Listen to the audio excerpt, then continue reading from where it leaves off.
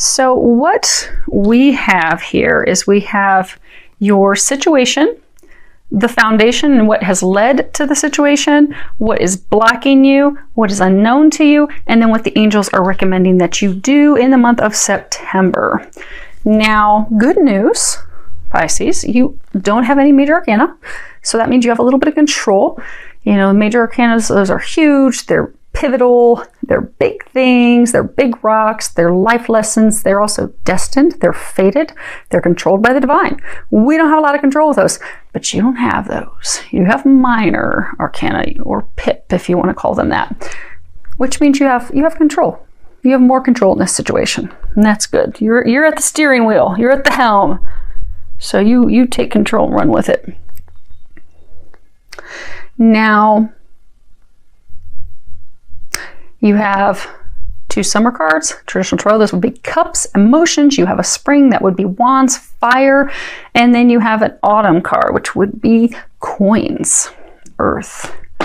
Now for your situation right out the gate, you have 5 of summer. And at the bottom it says, trust that there is a reason for everything that happens. Remove yourself from the negative emotions of others, focusing on that which frightens or worries you. And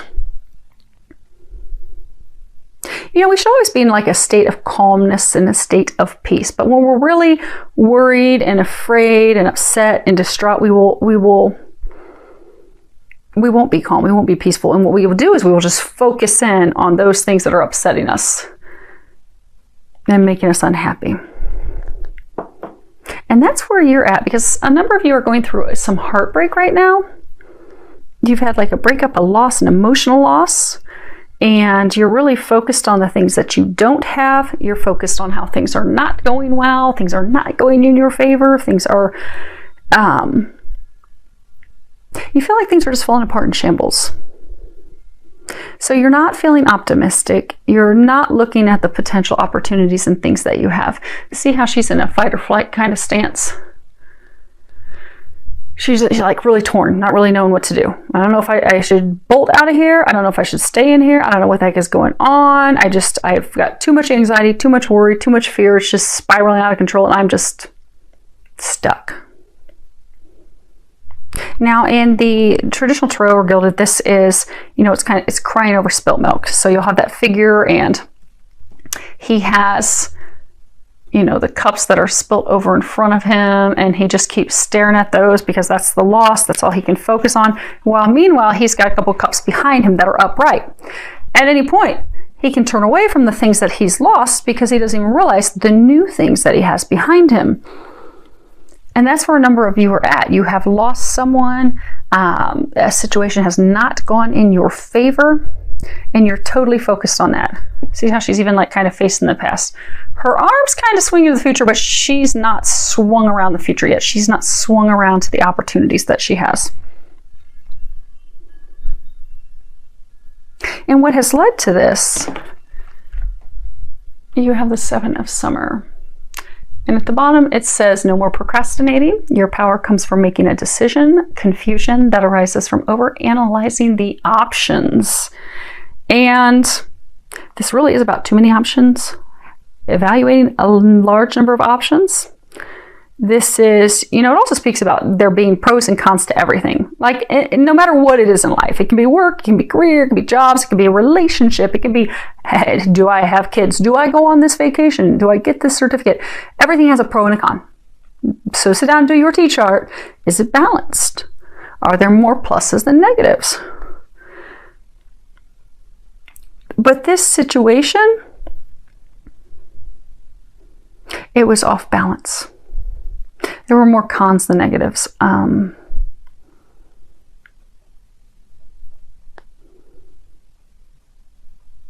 a number of you, you are procrastinating, making a decision at this point, turning away from the cups that have spilled over because you're procrastinating, but they're trying to get you to stop procrastinating.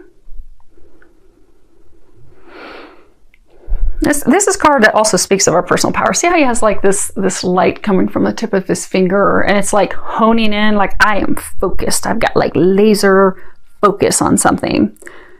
You know, really honing in, making a choice, deciding what you want, making a plan to obtain that, and then doing that.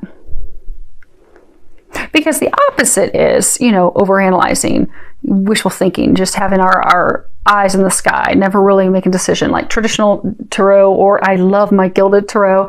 It has a figure where they're standing there and they have these 7 cups that are floating above their head. And it's kind of like shiny squirrel syndrome, like, ooh, I want that one. I want that one. Ooh, but I like that one, but I want that one. Ooh, I don't know which one I want. They're all so lovely. There were too many choices. And for some of you, it was love. It was too many choices in people. There were multiple parties, and you were not chosen. They chose someone else. And feel free to change the sexes accordingly. I'm going to go by what's on the cards and what I'm getting and being told. But if it sounds like your situation, sexes are different, go for it, change it. But I get that he chose a different woman. He chose someone else. For some, he was already bound, already connected in a marriage, in a commitment already to someone else.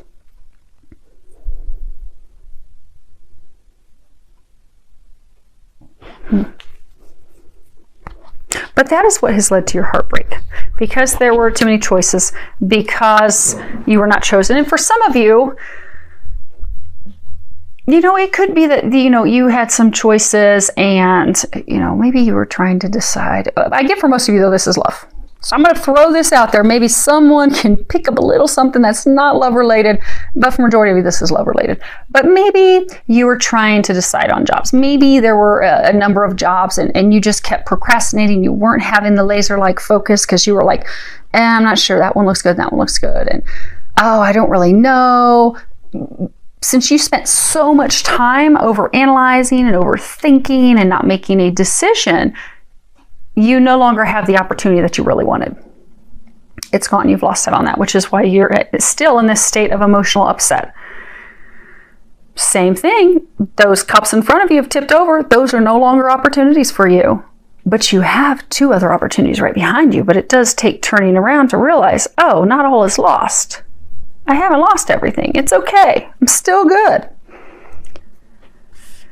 But what is blocking you is you have 3 of spring, and at the bottom it says, plan your next steps with an eye to the long term. Have patience. There are more good things to come. Satisfaction from a job well done.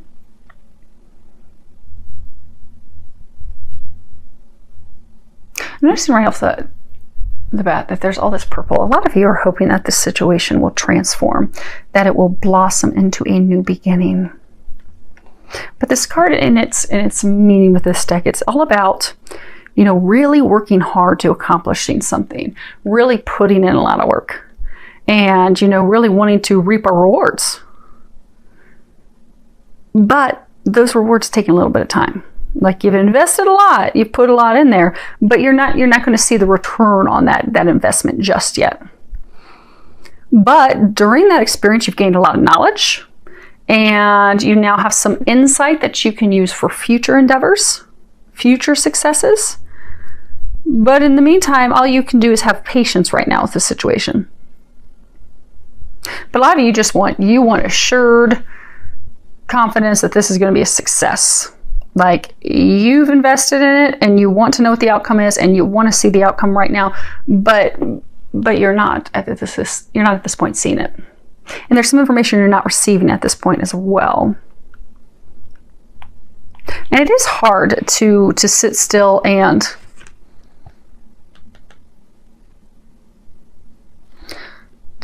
it's hard to sit still and wonder what is the outcome going to be, because when you have invested a lot in something, and I get for some of you that this was love, it's like he up and went in a different direction and you still don't even have like the clarity and information on it, but you're hoping, like, these are beautiful cherry blossoms, you're hoping that this is going to transform, it's going to blossom, you've got like this little butterfly, you're hoping, and for some of you, you're hoping that it will lead to a new home, to a commitment. You see, you've got this home in the background.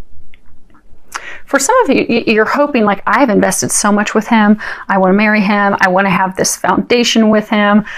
I know he's not there right now. I know I'm alone right now. And I feel like I'm left holding the bag. See, she's got both of her hands holding these cherry blossoms up. I feel like I'm holding things up, and I'm also trying to entice him back. But I don't have any clarity. See how cloudy it is above that castle? You just feel like I have no clarity. I don't know what's going on. I don't know why he left. I don't know why I'm alone. It was going so well. But here I am, alone, without the rewards.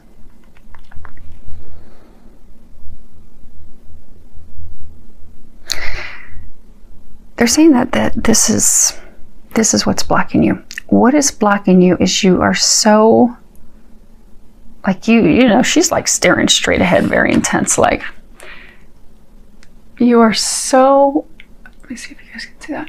Okay. You are so focused on, is this going to work? Is he going to come back? Is this going to turn around? Is this going to happen?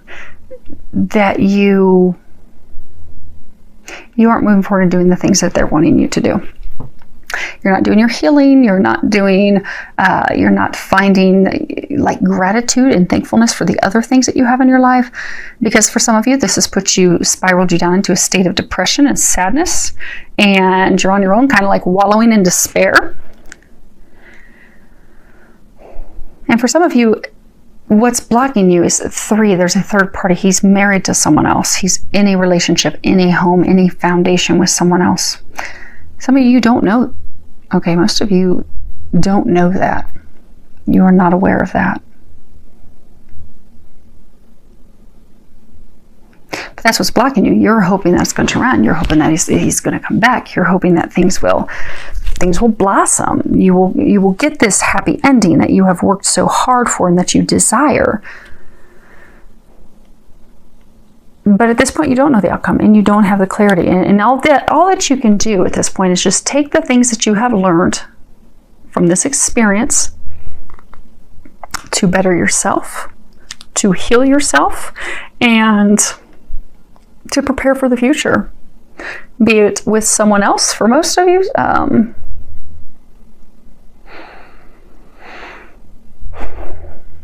We'll come back to the rest of you on that other part of it.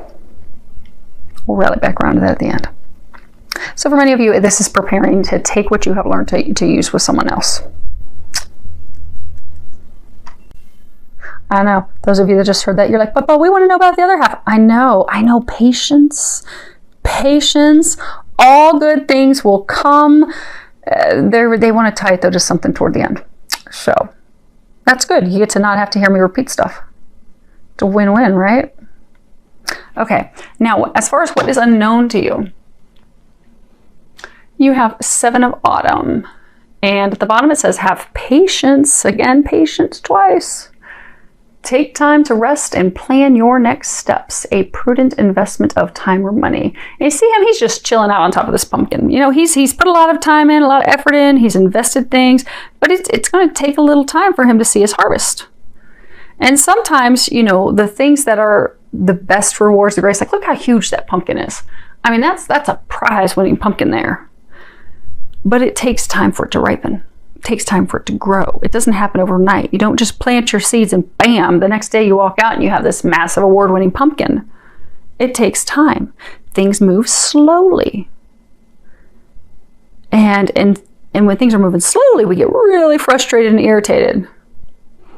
Because we're at a point now that we want instant gratification. We want things now, we want them right away. But this is not a situation where you're going to have what you want right now, right away. You do need to have patience. You need to wait for things to come to fruition, for the things that you desire to manifest. And you may have planted seeds, you may have put in a lot of work and effort, but for some of you, there needs to be a reevaluation of your plan and some adjustments. And some of you, a complete change of plans so that you're ready for the next time to plant your seeds and prepare for harvest. But it's about diligence, not giving up, not over worrying, not over stressing. It can also be, you know, assessing the investment. You know, did it yield what you expected? Because for some of you, you had certain expectations. You expected this to work out, and it didn't. Why didn't it? Really look at the T chart. Was it a balanced give and take? Because if it wasn't, and it's not turned out as you hoped that it would turn out, what can you do differently next time? What are some, maybe some red flags or things that you can look for next time? What are things that you can do to do some inner healing and prepare yourself for next time? Because sometimes we're just so excited about the harvest. We're so excited to get that endpoint. Like, you could be so excited to move forward with this love of a lifetime, that you don't do a balance sheet. You're just so excited to get to the end that you're not sitting back and looking and realize, oh wow, this isn't balanced. Or, I planted the seeds, but he never came through and watered them, so they died. They started to bloom, but since he didn't water, because we were working on this garden together, it was a joint effort. So I went out and I planted those seeds, and I wish them each love, and they started to bloom. They were about an inch out of the ground, but then he didn't come through and water them because he was busy watering someone else's garden, or because he was busy with other things that just didn't think about it, because it really didn't matter. It wasn't at that level of importance or significance. So it withered up and died. But you didn't notice that he wasn't watering them because you were so excited. All you could do is picture this abundant harvest that you were going to have. You're like, oh my gosh, this is going to be great. I'm going to have an award-winning pumpkin. Oh my gosh, this is going to be amazing. Not realizing it wasn't growing. It wasn't growing. So for some of you, it was like one-sided.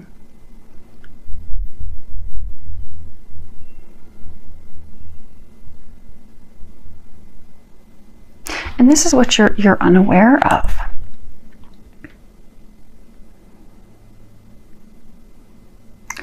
So for some of you, what you're unaware of, to get the things that you want, the things that you desire, you do need to evaluate everything, evaluate your plan, evaluate your next steps. So for some of you, your next steps are really, we're going to cover those, but there's some healing that needs to be done. Gratitude, shifting your perspective, coming back into a place of optimism and a place of hope. Because he's almost kind of like hopeful. He's just sitting there, he's just chilling, he's eating his apples. He's like, you know what? It's going to work out when the time is right. When the time is right, it's all going to be good. But in the meantime, I'm just going to hang out. I'm going to nourish myself. I'm going to nourish my body and my soul. And I'm not going to really worry about any of that other stuff. I'm going to take care of me. That's what some of you need to do. You're not doing that because you're still spinning out of control, wondering about this person. And some of you are going to be discovering that indeed there was a third party. Someone else was chosen. For some, you're going to find out that that person's married to someone else. They're committed to someone else. You did not know that. Now, you had a feeling. Those of you in that situation, you had a feeling that something was going on, because in Pisces, you're a water sign. Water signs, I'm a Scorpio. We are very intuitive. Very, very intuitive. We are like we are walking lie detectors. It is really hard for people to pull something over on a water sign because we just know intuitively. So for those of you in this situation, you've known, but you haven't wanted to see it because, again, you were very focused on the harvest, very focused on the outcome. And as humans, that is something. Like, if we just meet someone that makes our heart pitter patter, and we just, oh my gosh, we're like blown away. Like, they are what I've always wanted. They're the perfect complement of me. They're it. They're the one. It does make us throw all common sense and rational thinking and logical thinking out the window. We are all in our feminine, lovey-dovey, emotional side. But we have to come back into balance and look at things logically in everything in life. Now, as far as what it is that they are recommending that you do, you guys actually received a second card. We also only got 3. You have blessings. And it says at the bottom, today I count my blessings, small and large, and I notice the new gifts that come to me from God. And this is really about coming back into a state of gratitude, being thankful for the things that we have. Because again, some of you are so focused on what you've lost, what you don't have, that you're not realizing all the good things that you have, the blessings that you do have. You're feeling sorry for yourself. You're in a pity, poor me state. And Some of you are feeling like your prayers are being ignored. You're like, I don't think anyone upstairs is paying attention anymore. I think they're tuning me out. And it makes me want to kind of rip my hair out because I've just had it. I've had it. I pray, I hope, I visualize. I'm doing all these things. I'm trying to bring this together, and this is just not happening. And they're ignoring me. Y'all are ignoring me, and I've had it, but they're not ignoring you. They are working on answering your prayers. You're just going to have them be answered a little bit differently than you're expecting them to be answered. Because many of you in this situation, you've got some serious expectations of how you want things to go down. But be flexible. Give them room to answer your prayers, because they will answer them in a miraculous divine way. And you will find out that it's going to be better than what you anticipated and expected. But you need to give them some leeway to do that. You can't, like, if you're doing a manifestation list, you can't be like, okay, I want a man who's 6'3", and he has to have blue eyes, and he has to work for this company, and he has to make this much money, and he has to drive this type of car, and he has to have no kids, and he has to be from a family that's very large. And because if you put all these expectations and you have all this criteria, well, maybe the love of a lifetime, maybe a soulmate type of love, maybe a divine love that they have for you doesn't fit in that box. Maybe the person that you're destined for doesn't meet that criteria. So what happens is the angels and God and Jesus are like, well, my hands are tied because, dang, she's put together one heck of a long list. I mean, you drag that bad boy out, it's like a scroll that rolls a couple blocks down the road. So she's limited us so much that we just can't find her anybody, because we know it's going to make her happy. All those parameters, they're not going to work. So we're going to have to hold off on this love of a lifetime, because she's not, her expectations are too high, too tight, too stringent, too rigid. She's not helping us help her. And that's where some of you are at this point. Be open, allow God, allow the angels to answer your prayers in the ways that they are going to answer it. Because they are. They've heard you. You still have blessings to be thankful for. And also to shift your perspective from, what's gone wrong, what you've lost, what you're missing out on, what you do not have, to being thankful for what you do have. Because when we are in a state of loss, I don't have love. I don't have a relationship. I don't have the best job. I don't have the job that I want. I don't have this family that I want. I don't have the car that I want. Well, what happens is we start to notice in our life, we just getting a whole bunch of stuff that we don't want, because that's what they're telling me. That's what we are telling the universe that we want. I don't have, I don't have, I don't have. So we keep getting more I don't have, I don't have. If we can shift that perspective to, I am so thankful that I have a roof over my head. I'm so thankful that I have a car that runs. I am so thankful that I have a job. I am thankful that I have a family that loves me. I am thankful that I have friends that love me and would do anything for me. If you can shift and start focusing on the things that you do have instead of what you do not have, you will notice more of the things that you've been praying for and asking for will start to manifest. They'll start to come in, because you're coming from a place of, I have abundance. I have everything I need. I have everything I want, versus I lack everything. I don't have anything. In September, focus on shifting that perspective, because that's going to shift this, and that's going to shift everything else.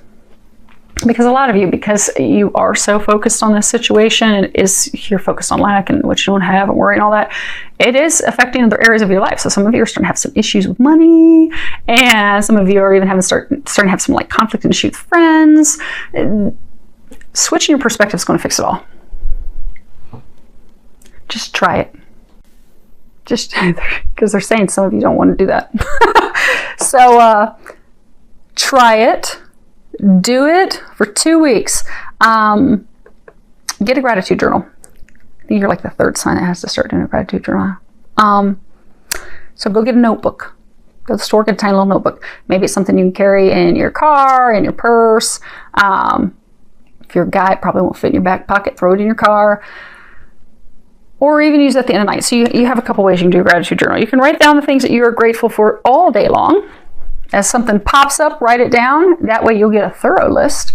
Or you can do the list at the end of the evening. Like if you have some routine, maybe you brush your teeth and you wash your feet and you jump in bed, you do your evening prayers.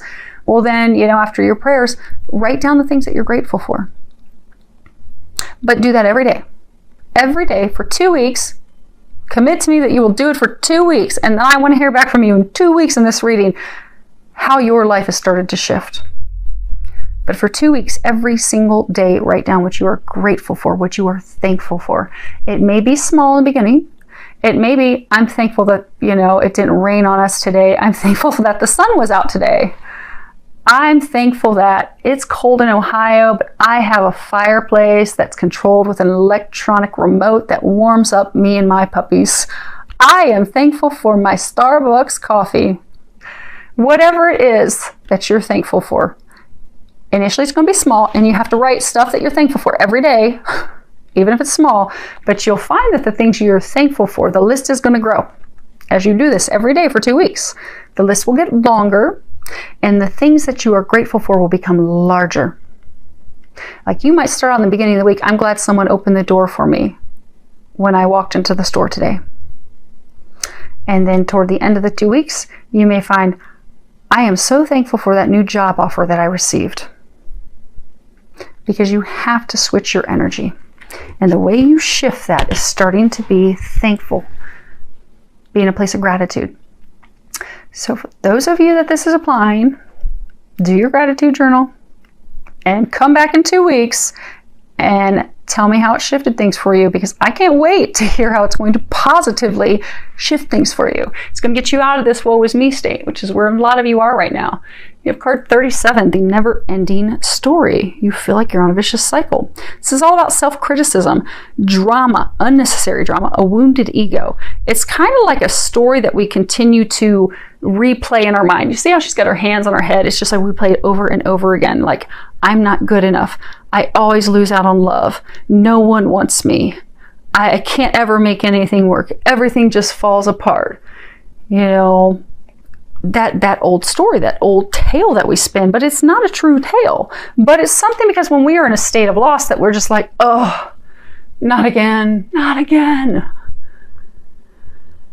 But that's not true. The world's not ending. The sky's not falling. Everything is not ended in your life. You're okay. You're going to be fine.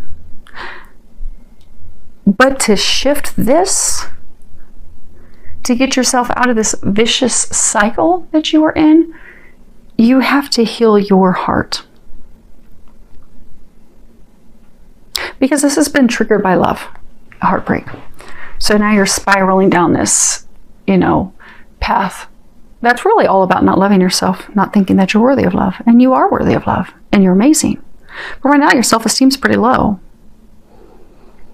And you've kind of closed yourself off. Not only have you closed yourself off from this person, but you have closed yourself off from family, friends. A lot of you have become like a hermit. You're just gone inward, hanging out at home all the time, just really turning this into almost like a nightmare for yourself. But it's a nightmare for yourself because you're tearing yourself down. You're making yourself think that you are not good enough. Again, like it's some old never-ending story. So take this time in September to focus on, why is it you feel that you're not worthy of love? What is it that you're telling yourself about love? Because, sometimes, maybe we grew up in a broken household. Maybe, our parents divorced because of cheating, infidelity. And maybe this person, because for some of you, they did leave you for someone else. So maybe you're spinning this old tale in your story of like, men can't be counted on, men can't be trusted. I'm never going to find a man, and I'm always going to be alone because, men aren't faithful and men are cheaters and liars, and that's what they always do. Well, if that's the story you're spinning and you're telling yourself, that's the story you will weave. That's what you will live. That's what you will experience. So dig deep this month. What are the stories that you're telling yourself about love? For some of you, it could be you're spinning stories to yourself of, maybe your parents were very critical of you. And they made you feel like you just weren't good enough. No matter how hard you tried, no matter how much you invested, it just wasn't good enough. You just never added up. So now you tie that to all other areas in life. I'm not good enough. I can't get love. I can't get a job. No one's ever going to want me. No one's ever going to want to be with me because I'm not up to par. I'm not worthy of that. You are worthy of that, but you need to remember that. You need to know that. And it all begins with digging deep, really looking, what is the core story that you are telling yourself about love and connection and abandonment and loneliness and rejection and sorrow?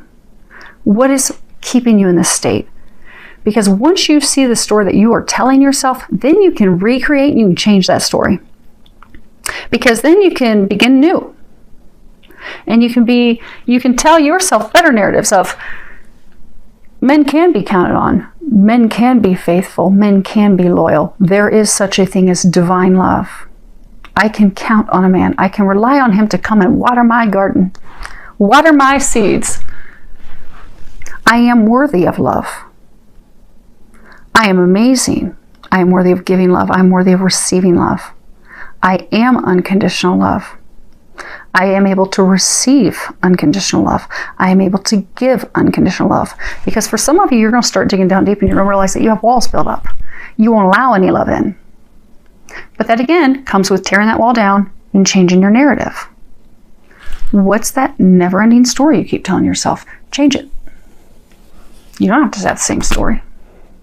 Sometimes when I do energy healing sessions, I'll go in and I'll look at someone's past life and I'll know that there's like a thread similarity.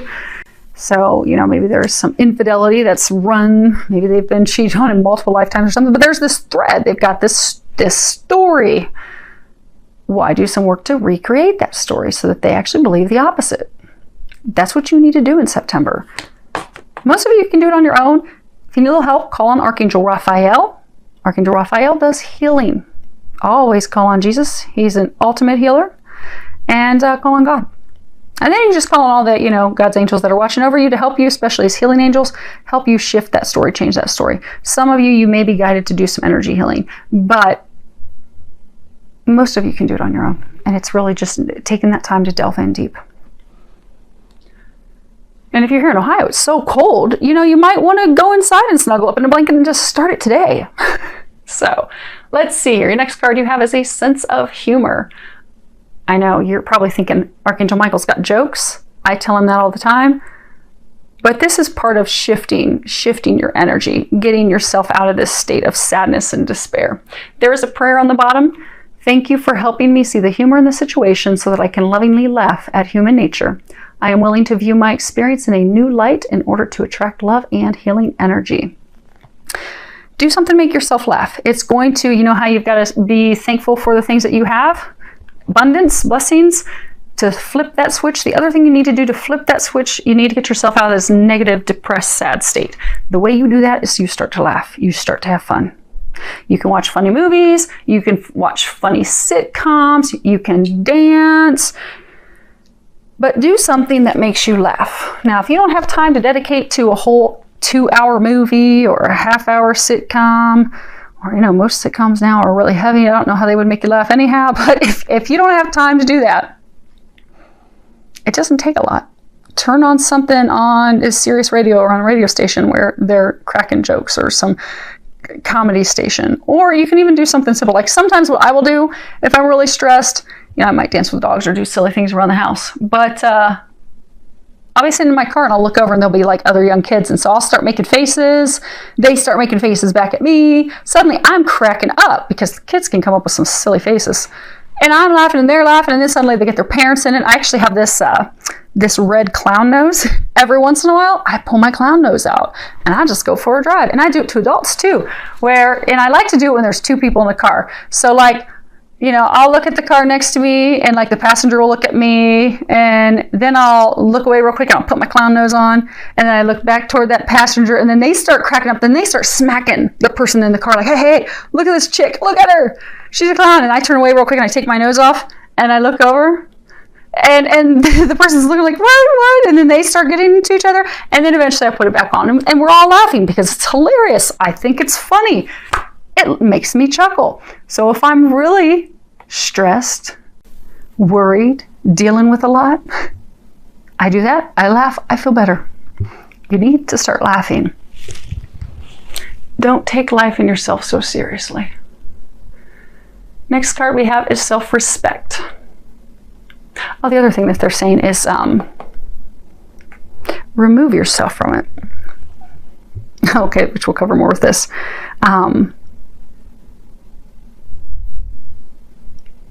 But remove yourself from it. Start to, okay. When doing energy healing, it's interesting because I will see some very, very traumatic things. Sometimes I know that it's traumatic because there have been, come on, Allie. There have been a couple of times that I haven't even seen the scenes yet, but the electricity in my house and sometimes houses around me will go down for like a few seconds. And then I'll hear Archangel Michael or Jesus come in and tell me, you're about to see something you're not going to like. And those are scenes that are very, very traumatic and brutal, and they're very vivid. I can see very traumatic rape, murder scenes, and I'm an empath, so I pick up on people's feelings and emotions. But it's amazing when I do the healing work, because even though sometimes it bothers, obviously, my soul when I'm being warned I'm not going to like what I'm about to see, and electricity goes down in my house for a few seconds. It's because at a soul level, it breaks my soul and my heart to see that people can be that cruel. Humans can be that cruel. But I don't connect with it emotionally. Like I can see scenes, and for the most part, the other scenes, even though they're also still very traumatic, rape and all these things happening in a physical abuse, and I see these things, I see them extremely vividly and clear. They don't pull me in emotionally. It's like watching a movie. It's like watching it from a distance. I'm emotionally separated from it. So for some of you, emotionally separate yourself from this situation and really look at it kind of like you're looking at like a movie. Really look at it, because then you can also, you might be able to find some humor in it. But even if very serious of heartbreak, that gives you a balanced, clear perspective. Kind of like, so excited to jump into it, you haven't done your evaluation of the give and take. But you can look at it clearly and be like, oh, why? I see now things that I can change in the future. Oh, I see what, next time I need to make sure he's watering the garden. Next time, you know what? I shouldn't just jump into and push a plan to start a garden with him, because he really wasn't into it. He just kind of looked at me like, I don't want to plant tomatoes. You really? But he didn't say anything, so I thought he was excited. But next time I'm going to be more into evaluating and see, like, is his heart in it? Does he want to plant a garden with me? Does he want to have ripe tomatoes? But you can look at it objectively because you've removed yourself emotionally from it. Do that. That'll help you. Last thing we have is self-respect. The prayer on the bottom is, Dear God and angels, thank you for helping me see myself as you see me through the eyes of love. Thank you for honoring and respecting me. Please guide me to do the same for myself, and grant me the courage to speak up on my own behalf. I ask for your protection in all of my relationships so that I am surrounded by loving and kind people. You're being advised to start respecting yourself, to know your worth, to know your value.